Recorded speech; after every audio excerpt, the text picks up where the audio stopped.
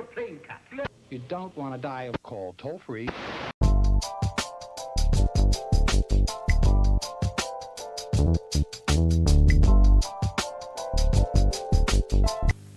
Hello and welcome to Screenland. My name is Brian Lloyd and I am back on camera.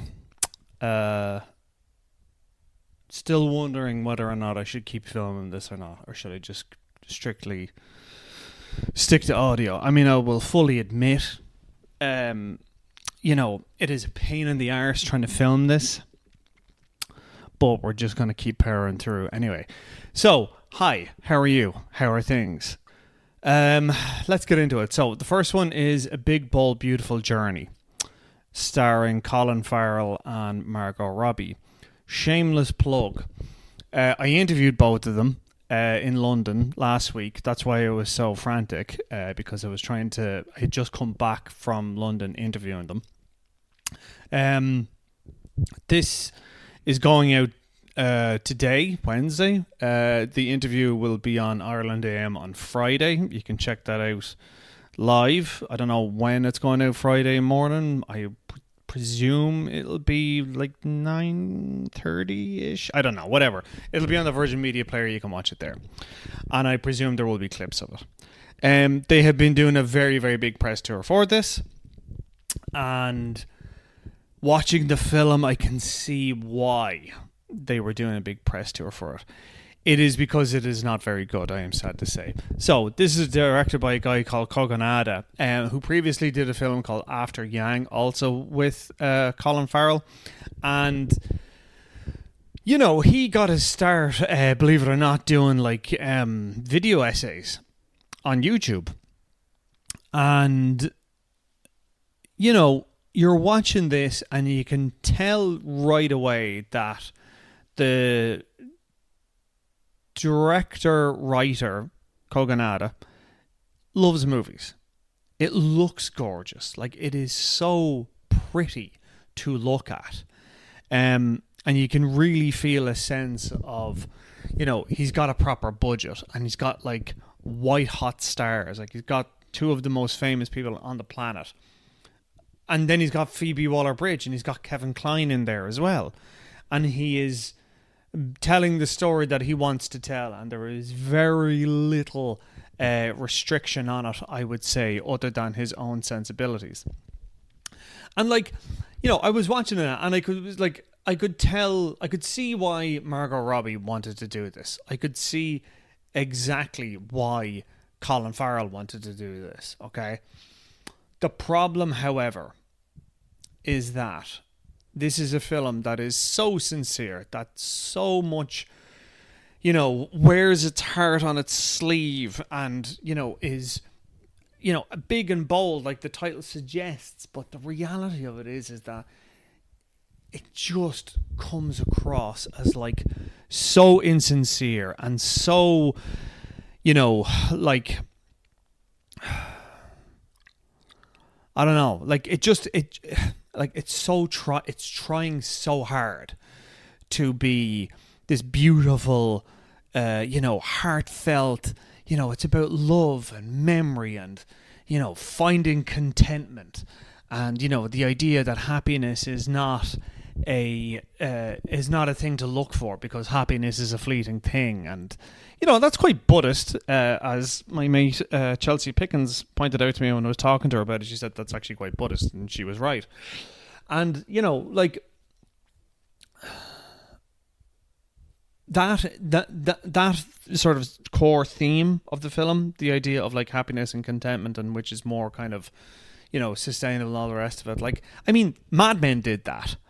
And, most healthy people recognize that fact as well. So it's like, okay, if you're trying to go for something big here and you're trying to talk about something, really powerful that you want everyone to understand, well, surely then it should be something a lot more deeper and closer to the bone, right?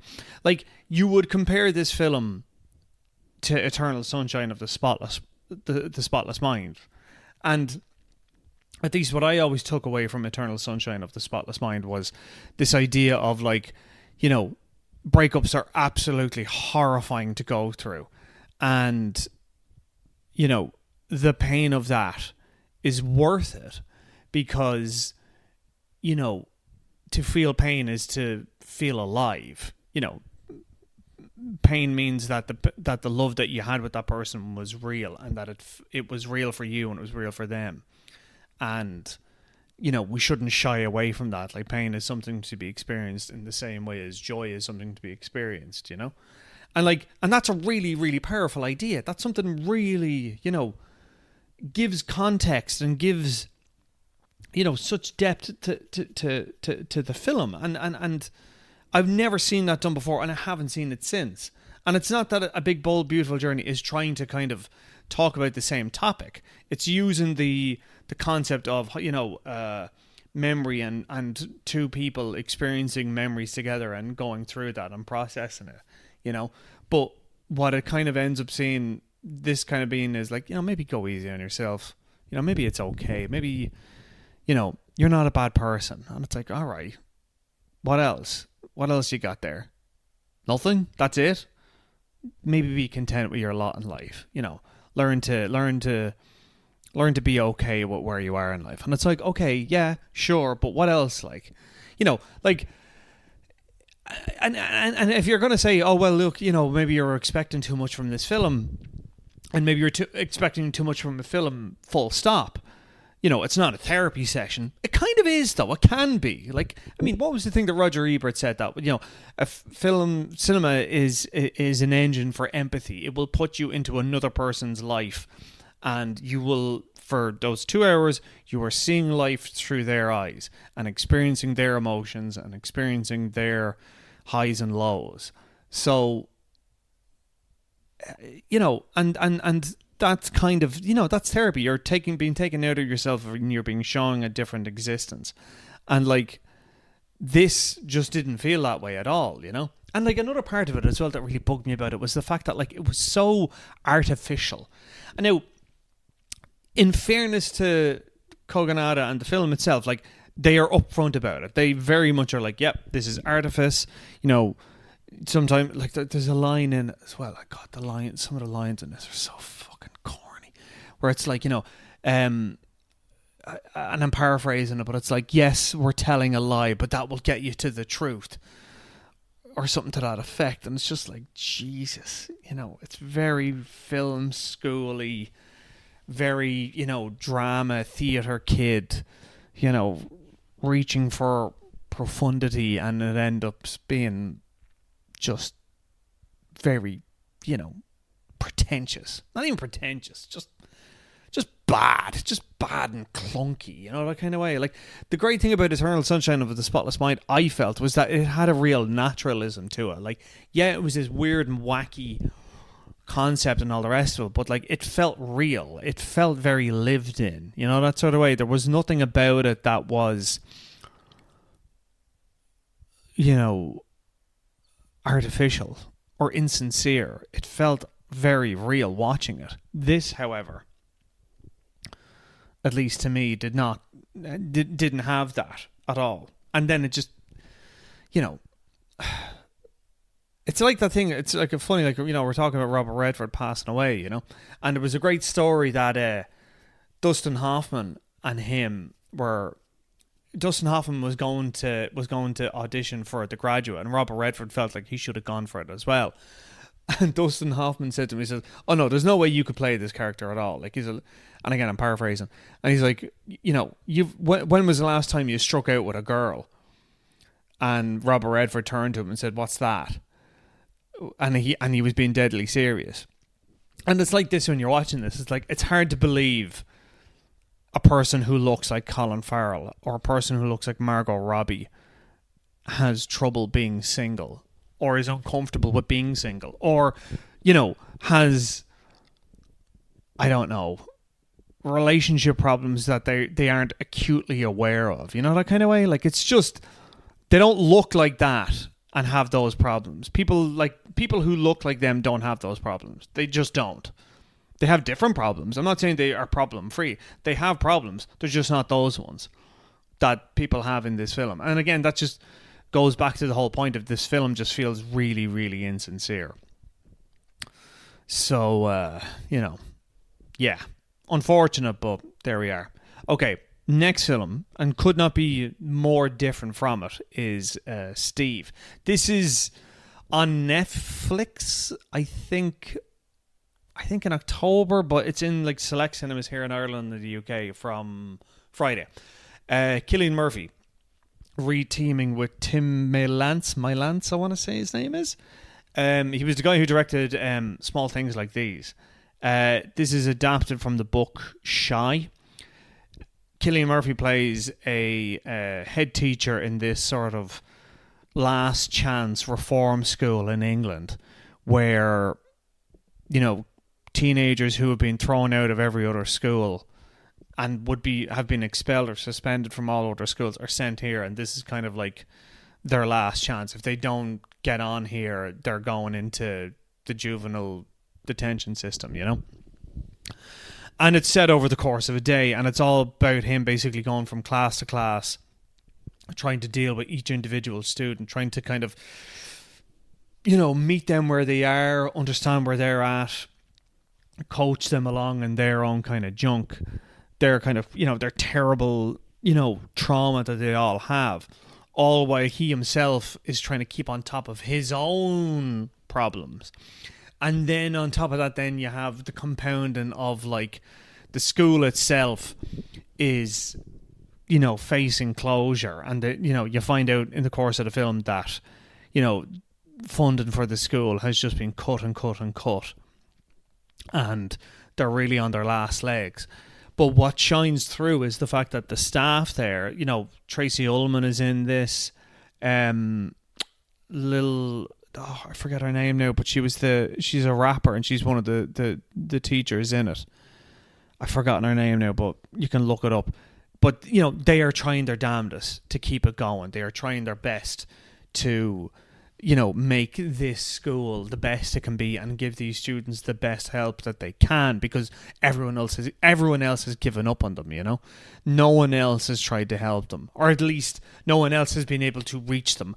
But the nature of this school and the sort of the openness and the depth of feeling that these teachers have is slowly getting to them, even though it's pure chaos. And then another layer on top of it is the fact that, like, you're seeing this, you're following this this story, and all while it's happening, there's like a documentary crew there are taping interviews with the students and the staff, and they're trying to get, they're doing this this documentary to kind of like speak about the benefits of the school. But of course, the documentary makers are like, yeah, these people, this is just a fucking zoo, and look how bad these kids are, and all the rest of it, and blah, blah, blah, blah, blah. And like, like we think back to, TV documentaries in the 90s when this was set.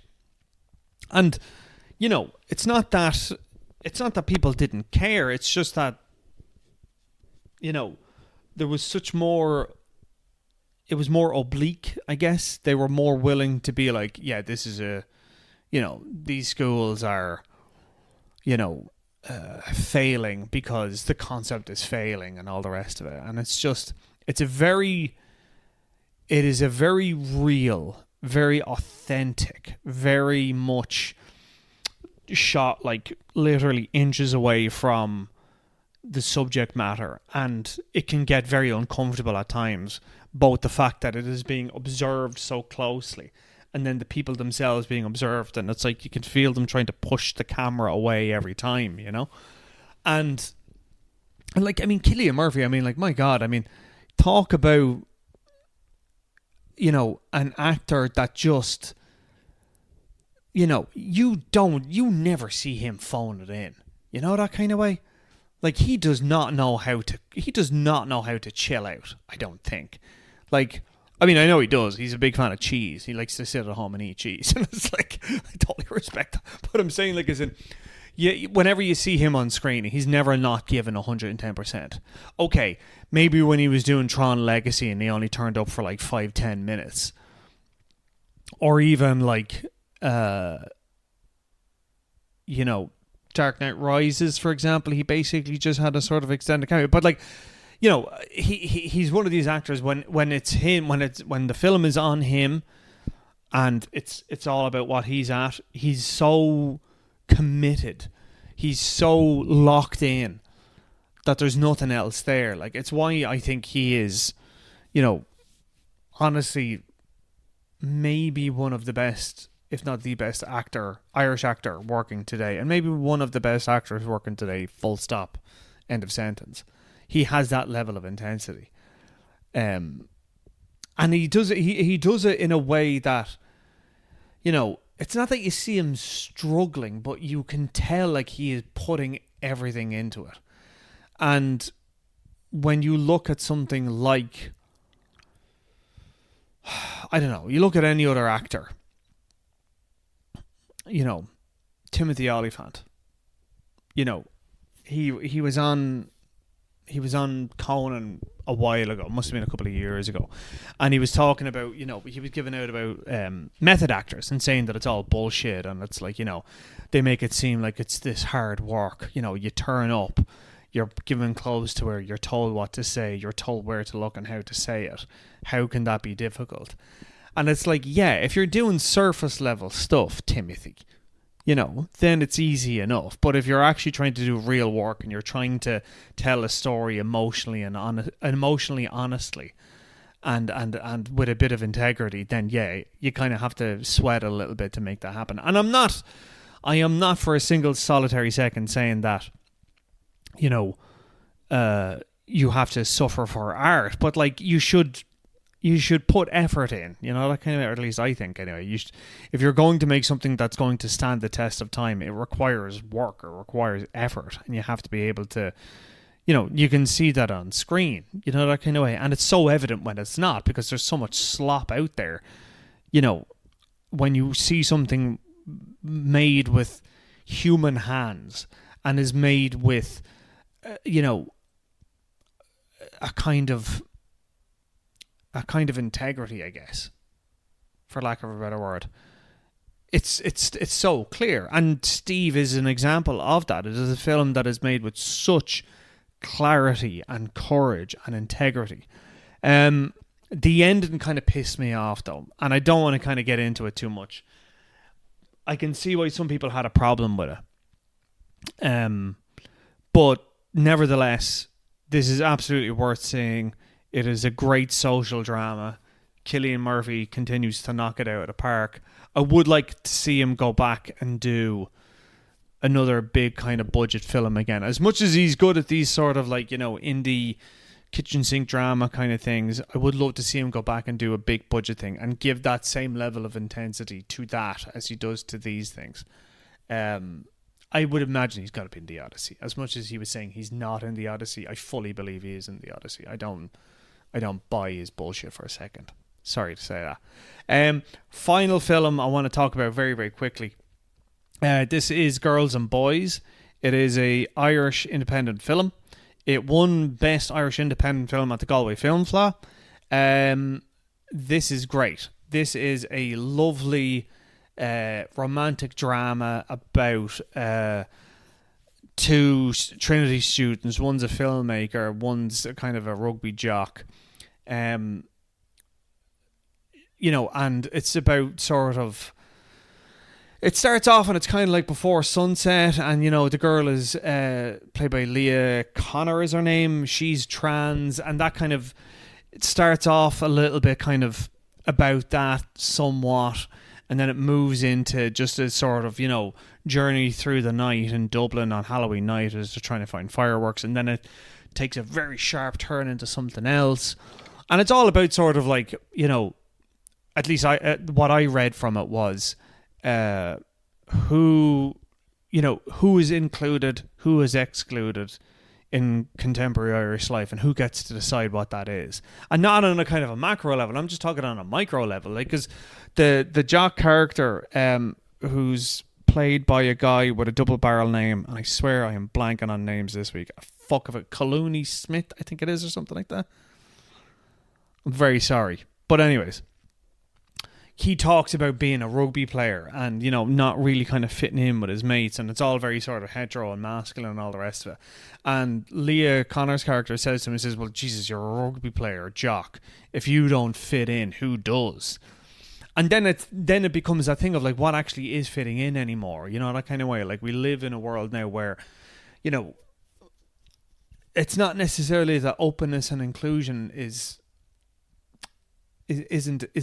there anymore, but it's sort of like, you know, we live on our, you know, we're able to find our own communities now much more readily than we've ever been before. So it's like, do you not fit in with your own community, or do you not fit in with another community that we're never going to be accepted in, you know, that sort of way? And then what does that mean then for our own identity? But yeah, this was great. I really enjoyed this. Beautifully shot. Dublin looks amazing. It has that lovely glow of neon and the lights in it. It's so rare to see Dublin shot that way, where it looks, you know, romantic, like, you know, that kind of way.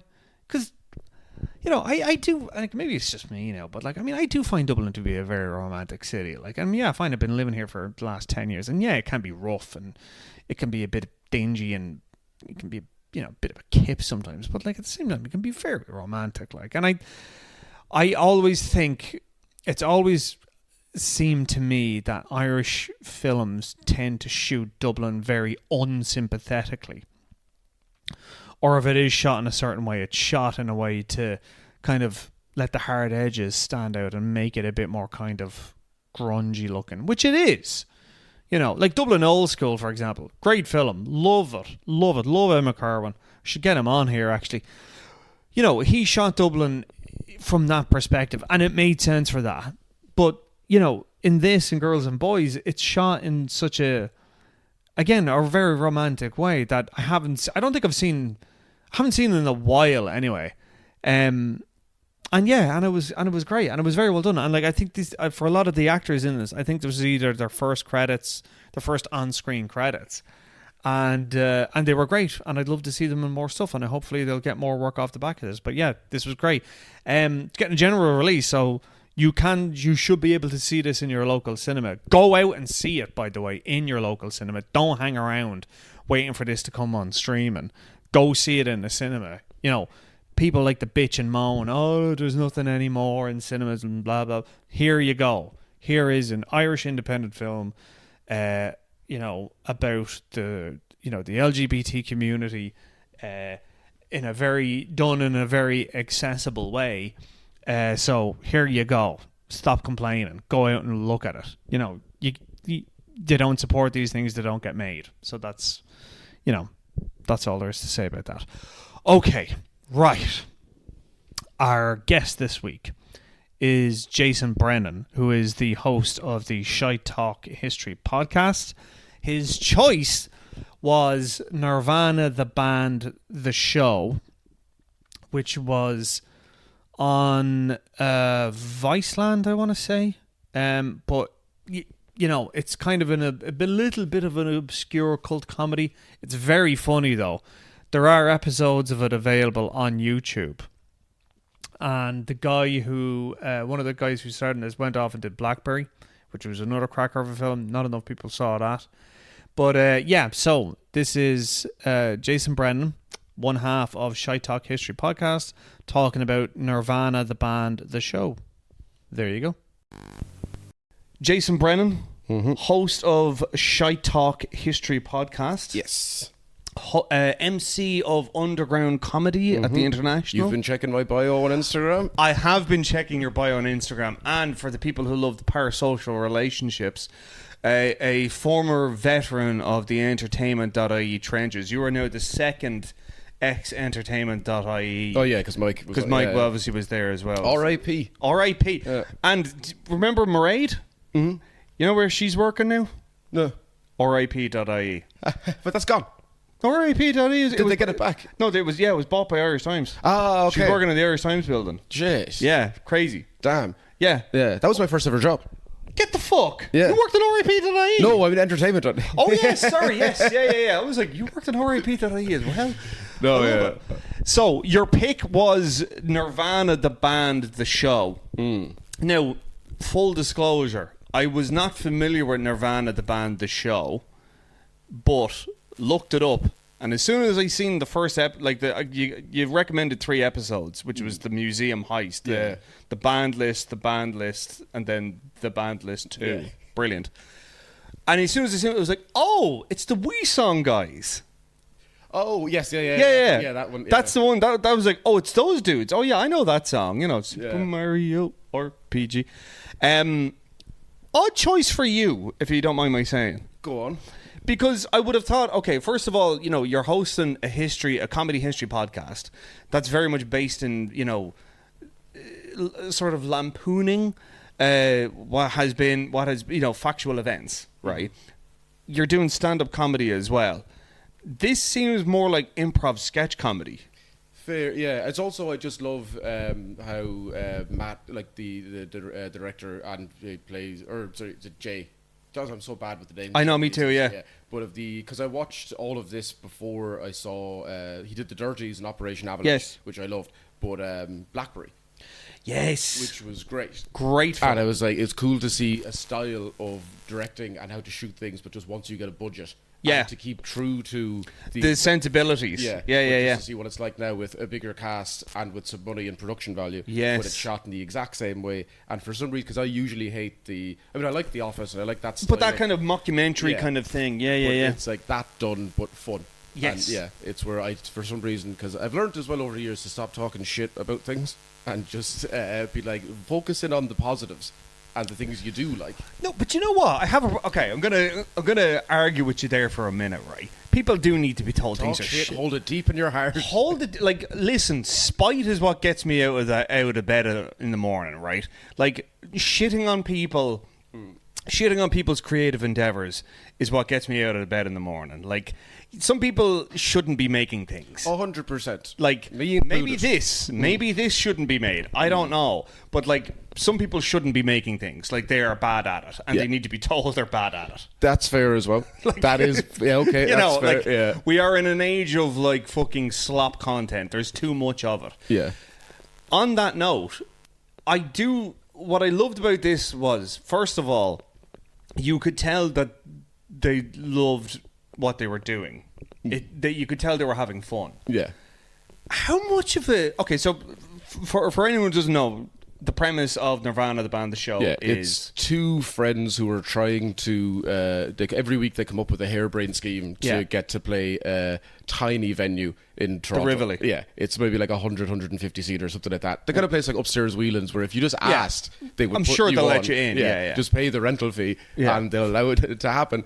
But instead of going and asking, there's like every week come up with... an increasingly harebrained scheme to get into the Rivoli. And then the only thing that really changes is every week is a parody of some other form of media. Yes. Yeah. So the first episode of the second season is Wahlbergs. Yes. Or Wahlburgers. Yeah. So they just at some point Matt goes in and has a burger, and then the entire show switches to the Wahlburgers. Yeah, the theme and style of the Wahlburgers, where it constantly cuts to a piece of camera where he's just hamming it up and just acting like one of them. It's just great.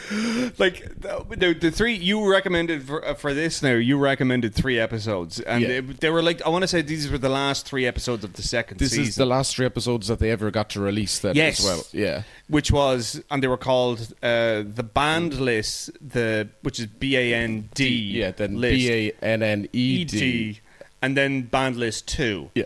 And Band List 2 was the kind of the final episode, but if I recall correctly, the Band List, the first one, was taking the piss out of... Is that the Indiana Jones one? No, that was the band. That's the second. Yeah, that it's was the museum second episode. one. Yeah, which loved it. So, yeah. And it was, and that's their idea as well, I guess, because it was on Viceland Canada. Yeah. Yeah, that they could really push the idea of copyright. Yes. Because realistically...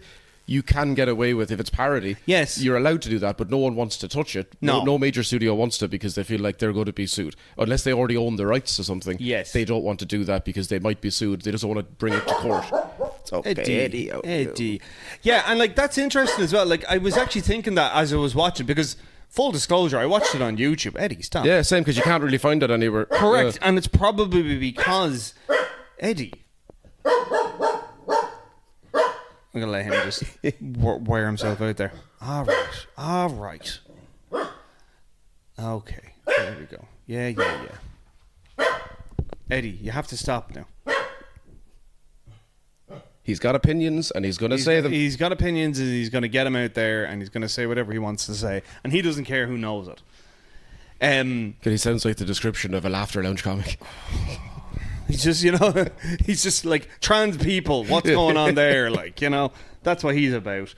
But no, like, it's what I found as I was watching it. Like, I actually watched this on YouTube. We were just saying that, and I was like, I would if this was on Netflix, or if this was on like one of the major streamers or something like that, I would be fairly certain this would be huge.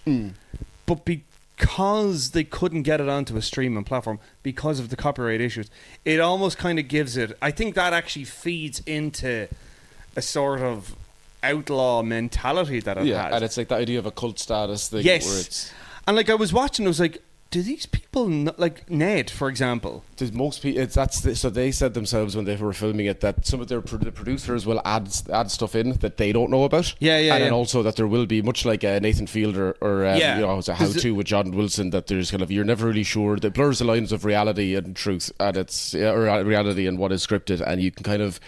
It's hard to know, and sometimes you're looking at the hacker guy, and you go, "Is he real? Is he real?" Because you see him at some point, and you're like, "Whoa!" And it's hard to know. Have they told the people inside the Rivoli that, hey, someone might come in here and try and do this? Yeah, or is he set up? So when the museum episode, when they break in, they break out, they steal the maps to the sewer system to get underneath the Rivoli. The old. I'm thinking now, and I'm laughing. The bit when they're on the tram. Sorry, don't tell anyone.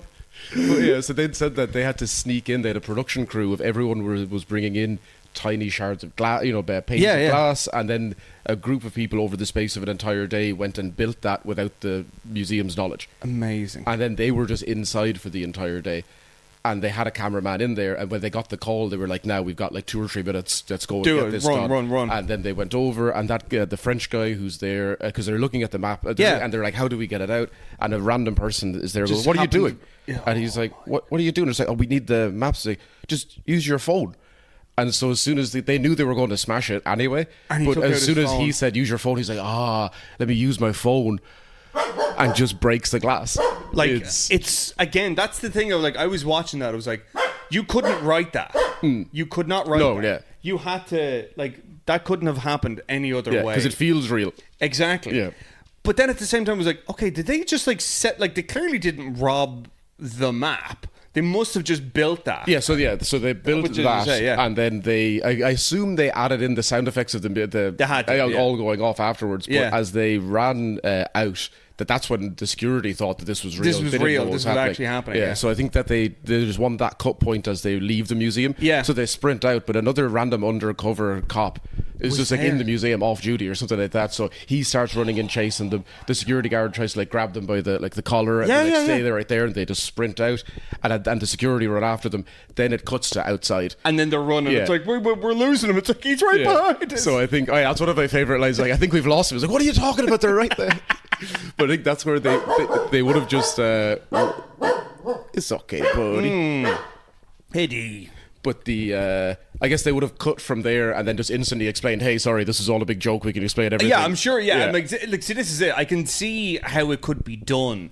And you can tell, those people signed releases, those people didn't. Yeah, because it's blurred out. And the train platform bit that's just one of those classic go left, go right, and it's a cut. Yeah, so that's it. Yeah, we've done it. Yeah, that's a disused train platform. The initial one is real, and then when they cut back past the guy's backpack, it was see, that's the thing I loved about this was it was that's really to get those edits right, to line that up. That takes such fucking smarts to do it. Yeah. And to make it look instantaneous, as you're saying. And it looks cheap, but to realise there's a lot of forethought that's gone into this. And the production value's there, it's just not done on a steady cam. Exactly. It's all well lit. And that there, we were kind of talking about, sort of that sort of DIY or whatever you want to call it, aesthetic. The fact that people expect it to be kind of cheap and sort of grungy or whatever you want to call it, it does allow you a lot of room to... it's a lot of leeway. You can, Exactly. Yeah. You can hide kind of a cut there, and you can kind of, add in a little special effect or whatever, and you wouldn't... again, just going back to that episode, the whole thing with the with the stick, and he's like lighting it against the third rail, and I was like, 400 people a year die in the third rail in Canada. Now I'm thinking of another bit where it's like the Toronto. I'm sorry, like I only saw it for the first time the other day. It's still fresh to me. See, and this is people's reaction when they see it, because you've not really seen anything like it. No, nothing. Like literally when the Toronto site Eddie, stop. When the Toronto sightseeing bus drives by, and he just goes, "It's worth it. It's worth it." The Toronto sightseeing bus, it's worth it. And you're like, it's people don't realize, or maybe they do, but the fucking intelligence it takes to be that quick, that smart, just to use it, and to just roll with it. Like, and it's weird if you don't acknowledge it. Exactly. Yeah. And like, we're the French guy, where it's like, just take your phone. He's like, oh, the phone. Yeah. So fucking up.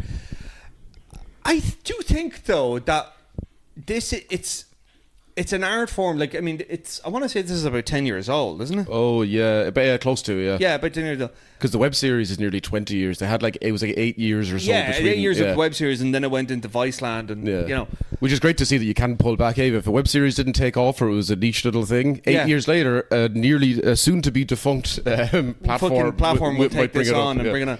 But that's why the third season never got released, because Viceland went under. Yeah. But having said that, I almost kind of think the ending that was written was so good. It didn't need...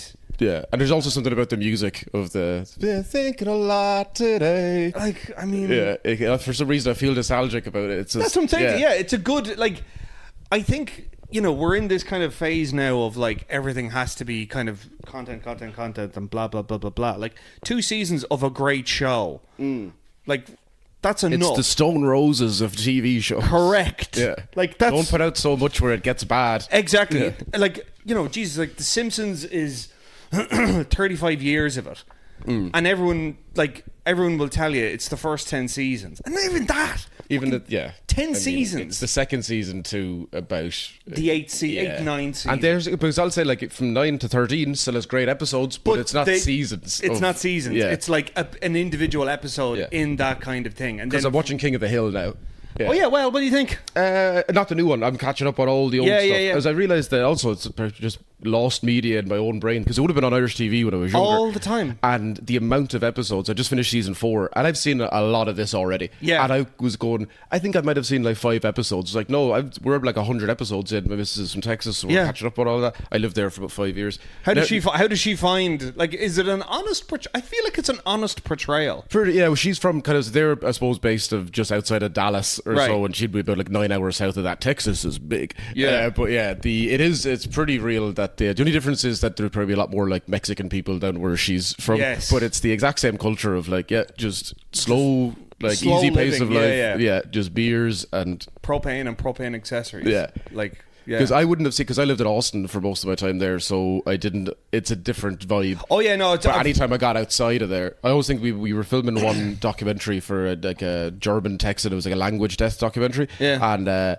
we talked to some priest, and when we were filming, he kept saying, he was like, "I'm going to be the guy who buries the last person who speaks this language." I was like, "That's morose," but he gave us recommendations for food afterwards, and he went, "If you want a burger, there's a place down here called Johnny's. If you want a really good burger, there's a place down in town.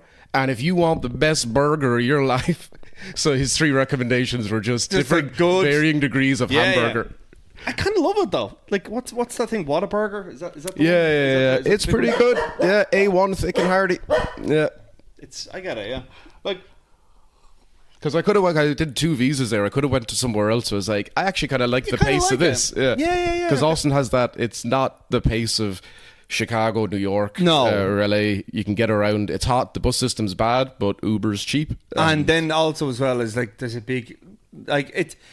You would think of Austin, it's kind of like a little enclave in that, like, it's a lot more progressive. Yes. It's a lot more kind of, Yeah, and even though I noticed that over time, there's like, there actually are a lot of people who aren't progressive here, but they have the good graces and smarts to shut the fuck up. Yeah, and they just don't bring it out. Now it's probably changing in the last couple of years since the pandemic with all the people who've moved there. But for the most part, people go like, I probably can't say this. So Yeah, I just won't. And then it feels like this bastion of liberal culture. It does, doesn't it? Yeah, it's probably kind of, yeah.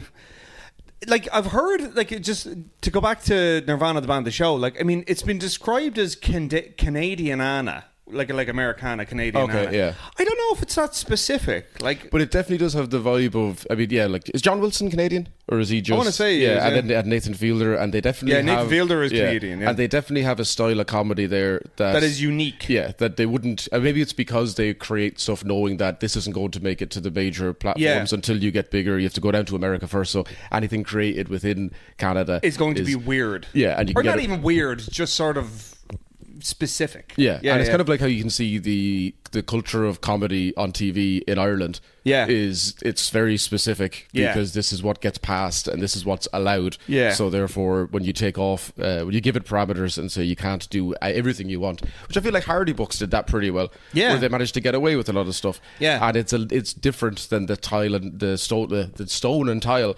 the style and tone of content. That it feels like something else, which is also it's based on Trailer Park Boys, which is Canadian. So maybe it's like Canadiana. Canadiana? Yeah, I like never heard that, but I was reading up about it, but like, I was watching it and I was like, yeah, it's interesting you mention Ireland and like that kind of, not parochialism, but definitely like it's fitting within a certain frame. And it's like, you could make it anywhere. It's not necessarily specific. As you say, like, it could be the upstairs in Whelan's, that kind of that these lads are trying to get into. It could be like some fucking pub in Shoreditch or something like that or whatever. But I find, like, the fact that they kept saying sorry when they were running through and stuff like that, and I was like, and it was that very specific sorry. Like, that's so fucking Canadian. That's so, and like even that, like that level of like, it's overly enthusiastic, like, that sort of way. It's not cynical in any kind of way. It's very, very sincere. I found very, very funny. Do you think if they were, you mentioned, we were talking about BlackBerry there, do you think if they were given more money, it would have been better? I think it's as good as it can be. See, I watched the screening at the Dublin, was it the Dublin International Film Festival? Yeah, it's Matt Johnson, the director, So when he was over doing the Q&A, and that was, I remember coming out of that screening going, that's one of the best films I've ever seen. Yeah, and it was eye-opening. I didn't see a lot of his. I'd already seen so much of his content, but it was still to do it on that stage and that level. It was amazing. And then I was telling people about it, and I sat down with some friends at Belfast, like last year, whenever it was out. And within the first 5 minutes of the film, I was like, maybe turn this off because it's completely changed. The opening scene was completely different. They'd changed so much of it, and so I don't think I've actually seen the full cut now. Oh, yeah. So that's because you obviously didn't think it was fantastic. No. Oh, damn. Okay, I'm gonna have to rewatch because I didn't want to. I just have it in my head of like a nostalgic view of like when I saw that I came out and I was like, it's a comedy film. I'm getting watery eyed. I'm so inspired by what they've done here. Yeah. And then it just didn't have that vibe. Within the first like 5 or 6 minutes, there was like they were showing the driving shots of Glenn Howerton going to the office to interview, to meet the guys. Oh, you're talking about BlackBerry? Yeah, BlackBerry. Yeah. Oh, sorry. No, I like BlackBerry. Okay, go. I thought you were talking about Nirvana, the show, the movie. Oh, no. Sorry, no. BlackBerry. No, I like BlackBerry. Okay, yeah, I loved it. I haven't seen the full cut because I remember just from the first couple of minutes that it was. I think when we saw it, the opening scene was just them freaking out about there was the sound of the the thing that's still there. Yeah, that's still in there. When I saw it, they were cutting between that and shots of Glenn Howerton driving to interview them, and you lost all that tension. And they said like there was little bits like that where it's like, oh, they've added more cuts and it had lost a bit. Interesting. And it was something about like I don't want to keep watching this because I still have it so vividly in my mind of when I saw the screening 6 months or 8 months, whatever it was before it came out, that I was like, I just want to remember that version of it. Yeah. I liked BlackBerry. BlackBerry. I thought it was really well done, and I got a lot of hate because of at the time. I don't know if they probably wouldn't have known, but like Air was coming out, the Cheeto movie. It was like all of these giant conglomerates who were making films based off of that. But it's like that's not what it is. That's not what it is at all. Because like, okay, first of all, Air was hagiography, pure and simple. This was like, hey, Phil Knight was a genius, and yeah, he might have been a bit weird and all the rest of it, but like these guys knew what they were doing, and like, you know, blah blah blah blah blah. And like realistically, like you watch Air, it basically boils down to that scene with Matt Damon talking to Michael Jordan, and that, like, that's that film in a nutshell, as far as I'm concerned. Yeah. Like, you can have fucking Viola Davis and Ben Affleck and the soundtrack and blah blah blah blah. It's that scene with Matt Damon pitching. Yeah, but that's what these all things all come down to. It boils down to one scene, yeah. And then like Cheeto movies, fuck that. I never saw it. Yeah, I didn't see it. It was This also, the Cheetos here are terrible. Like the is it? Oh, because we have Cheetos spiced flaming hot. They're not spicy. But like, okay, and do you know what? And I get Irish people, they're like, oh, they won't be able to handle spice. If someone specifically buys a crisp to have spice, it should be more than paprika. Right, but like you do realise it's probably due to the EU rules about like not having chemicals that will kill you. I don't care. Hook like, it to my veins. No, fuck that. I'm kind of glad. I'm glad that the EU is keeping fucking carcinogenic fucking shit out of my food. It's up to me. Give me, it was like, what is it, that colour of tattoo that they removed, the smoky bacon flavour, I want it all. The smoky bacon gone, isn't it? I think that was the thing that they outlawed, whatever they were, that they changed the... They had to change the makeup of it, and it's not the same. It's true, because like Scampi fries, like you have them, like that bacon flavour used to be tangy, and now it's not. It's like just completely kind of... Or we're getting old and it's the Mandela effect, or some version of that. Yeah, the tastes are more vivid. Yeah. It's like when you taste a Mikado or Mikado, and it's like, this tasted so much sweeter when I was a kid, and now maybe it's just life. You've just been beaten down by life, and that's probably, everything is just more grayscale now. Exactly, like not unlike this video. But like what I was gonna say about BlackBerry was that unlike Air or Cheetos, I imagine, I haven't seen it, is that was like, we went through this thing and we survived and we became bigger, whereas BlackBerry's like, no, we collapsed. It's hubris. This is like the story of Icarus. Yeah, and it's a beautiful ending. I love it when a film bookmarks at the start and at the end of the exact same thing. Nightcrawler does it really well as well. Yes. But that they're like, it's the same. At the very end, when Jay Baruchel gets all the phones imported from China, instead of making them in Canada, they're after getting a large shipment in from like the Chinese market, and all the buzzing from the very first shot of the film is all in there, and you're like, yes, that's what we're doing. Yeah. Like, you know, to go back to Nirvana the band, the show, and what Matt and they did was like, it's the idea of using that sort of mockumentary kind of vibe, but you are getting a very real look at people. It's very hard to do that, and it takes a lot of skill to make it look that real. Yeah, and to make it feel real as well, because it's something I've been saying for a while, and I said I wouldn't talk shit, but I will a little. Please. But it's like, if you notice how it's spending enough time around actors or people that do improv, and it's kind of like, oh yeah, you could play any person or you could improv anything in the world. Most of them tend to have a set character. Yeah, and most of them are all very similar. Everyone does like some crotchety woman from the Upper East Side of Manhattan. There's always...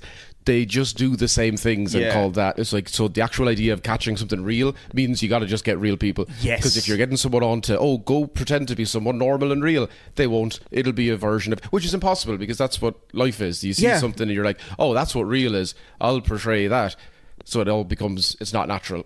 And like, I find as well that like, that's it's a lost skill to be able to, you know, riff with something that's coming right at you, you know, that kind of, that isn't scripted, that you have to kind of take it and either pivot it towards you what you want, or sit and live with it and kind of like get weird with it. It is something that would probably be trained out of you, or you'd become a lot more just regulated by, if you were actually to do a lot. I don't know if they've done a load of improv classes, or they just two friends just having fun with the bits that come along.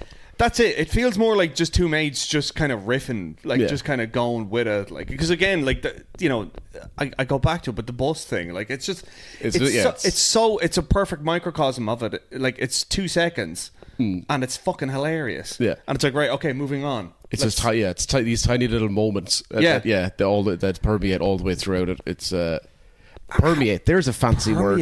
Permeate. Look at that. I mean, has this has Nirvana the Band Show inspired or kind of influenced your comedy in any kind of way? Like, I can't imagine it would. Yeah, not really, no, because most of the things I would do on stage would be like scripted, or they're like I've written them all, or if I MC, I can have fun with it. That's like I try to do that. But that's also something I've between like filmmaking or comedy or even podcasting and that, like, because we're not particularly successful or famous in any sense. Yes. As well, it's been 6 or 7 years. It's still not happening. They say like. It's like after 7 years, it's about like relationships and careers in the media. Time to give up. It's kind of make like, the call. You've gone far enough here. Like you're not going any further. Like this is. It's either double down or get out now. But I think I decided a while ago to like unless because you can keep chasing that, or you can just have fun with something that you're doing. Exactly. And if you're enjoying the process and you can just have more fun, be that on stage or film stuff. I haven't like shot anything film wise for the last. I was doing some documentary stuff last year with Michelle Wolf and stuff. I was like, but I don't have to do you were just a hired hand.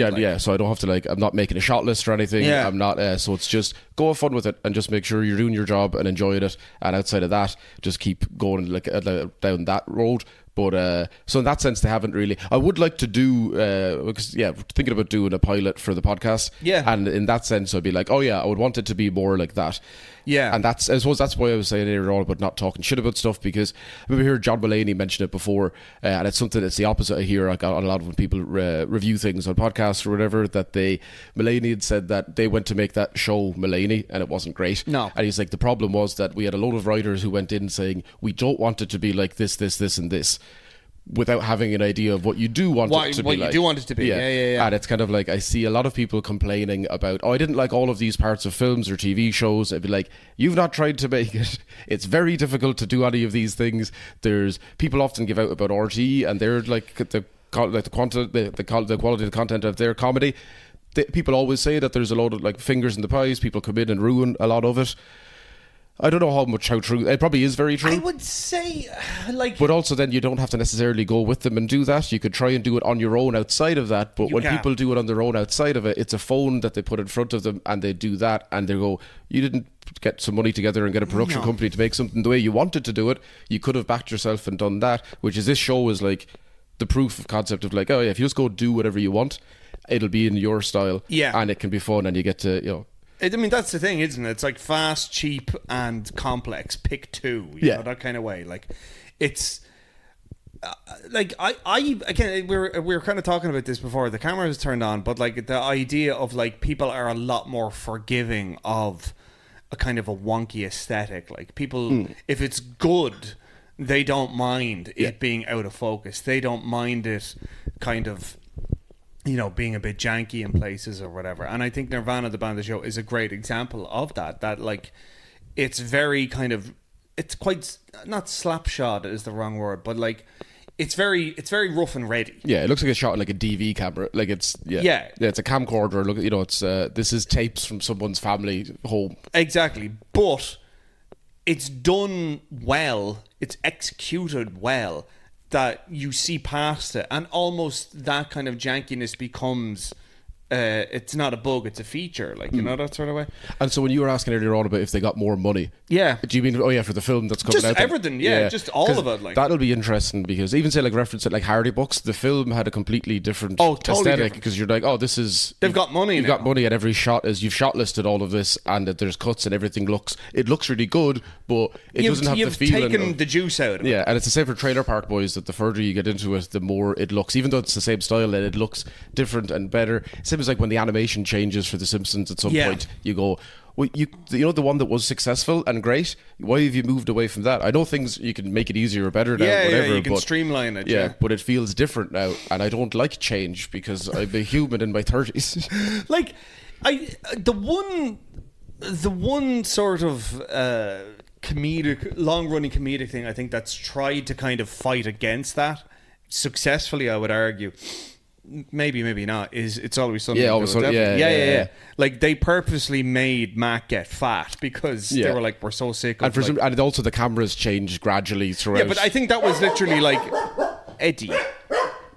I think that was literally like those cameras that we were using, they were Stone Age cameras. Yeah. We have to get better ones now because they can't literally make those cameras also anymore. The aspect ratio of TV changed, so you weren't doing like was it 3x4 or whatever? Whatever, with the bars. And like, in order for it to qualify for Emmys or whatever, they have to adhere to that. Like, I'm sure if that wasn't a problem. But if you do go back and throw on one of the early episodes, it's the same for Curb. Yeah. You go like, oh, I watched this. It's like that theory, I've been saying it way too much recently, but the if you put a frog in boiling water, it jumps out. Slowly, you don't see the... Yeah, because I remember I watched a new episode of Curb and then I was like, no, because I'd started from the beginning and then randomly had seen like one from season 5 or 6.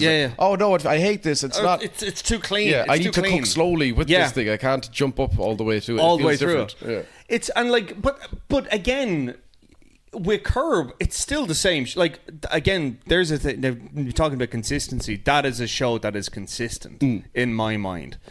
But I think its consistency was almost kind of its downfall in a weird kind of way. Oh yeah, with Curb, because it's just the same thing. Do you know what? I like that.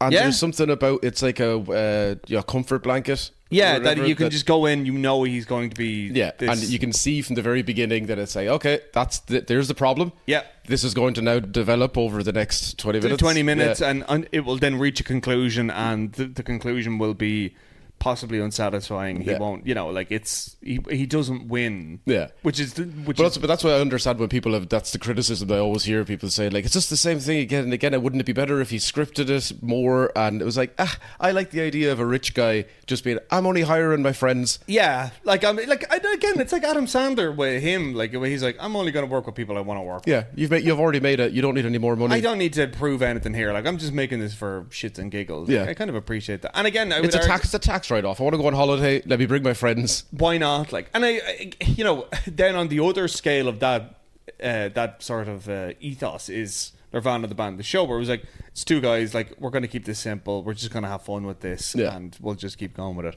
Okay, you were saying you have some shows coming up. You want to plug? Yes, we have got let me think. This is going out the week after next. Perfect. We're doing the Jonathan Swift Festival. Yep. In the Workman's main room. Workman's is still open. I thought it was closed. I think it did go into receivership or something, but no, it's still going. It's still going. Yeah. Okay. So no, it's grand for the minute anyway. We'll see. We'll announce if there's a venue change. Eddie, I know. It is shit. Press up. Like it's because that's what's called a collective now, or they moved to. Have they? Oh yeah, I probably shouldn't talk. Go look up the video of it as they start. Oh, it's very funny. Oh yeah, yeah, because it's like it's press up is gone, and now it's a combination of baristas and cocktail mixologists and bars, and it's like, what are you... Anyway, we're playing in one of those venues. Stop shitting on it, man. Stop shitting on it. So we're doing the Workman's main room. I think Peter McGann's coming on. Hold on a second. Mixologists. What the fuck? I know. Oh, just... okay. Yeah. Sorry, continue. I think Peter McGann's on with us for that one, for the live show, because we're doing It's All Satire, and we're going to talk about Jonathan Swift and A Modest Proposal, Gulliver's Travels, and all of that. We're doing... we might be doing the Bram Stoker Festival, but if there is, Kev might come on before then anyway. If we do get booked in for that one, we're doing the Dublin History Festival. Nice. And I think we're doing that up in Richmond Barracks with Donald Fallon. Oh, that'd be good. So Three Castles, yeah. Yeah, and then the Kilkenny Halloween Festival, whatever that's called, this new thing that they've got in like 6 or 7 counties around the country. Right. But we're doing the Kilkenny version of that in the Home Rule Club, very apt for a history podcast. So we're doing that on November 1st. Okay. I think November 25th is the Swift Festival. Right. And the History Festival is one of the dates whenever the History Festival is on. Do you know what? I can't remember that. You can send me the date and I'm going to put it down here. right there. It's right there. Yeah. I'll probably forget to put that in, but whatever, fuck it. Jason Brennan, thank you so much. Thank you, Brian Lloyd. And Eddie. Stop barking. All right, so that was Jason Brennan, and yes, I did forget to put in the dates for the Dublin History Festival. I think it is late November. Jason, if you're listening to this, please send me those dates and I will put them in the show notes.